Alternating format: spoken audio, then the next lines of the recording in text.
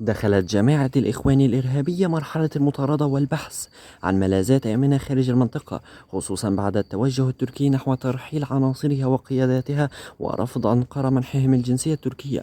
وقبضت السلطات الكويتية على رجل الأعمال المصري السيد عبد الرازق حسن الشويحي، والذي يحمل الجنسية التركية على خلفية إدانته بجرائم إرهابية في القاهرة.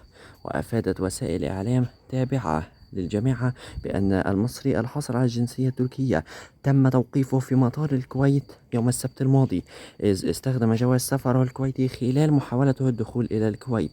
ولفت إعلام الإخوان إلى أنه أحيل إلى التحقيق في الكويت لدى الجهات المختصة، فيما قال الإعلامي الإخواني أسامة جويش أن أوراق القضية وصلت يوم الثلاثاء الماضي إلى أمن الدولة بالكويت، وأن السلطات الكويتية ترفض إعادته إلى تركيا. وكشفت مصادر مطلعة أن هناك قرارا بترحيل المتهم المجنس إلى القاهرة.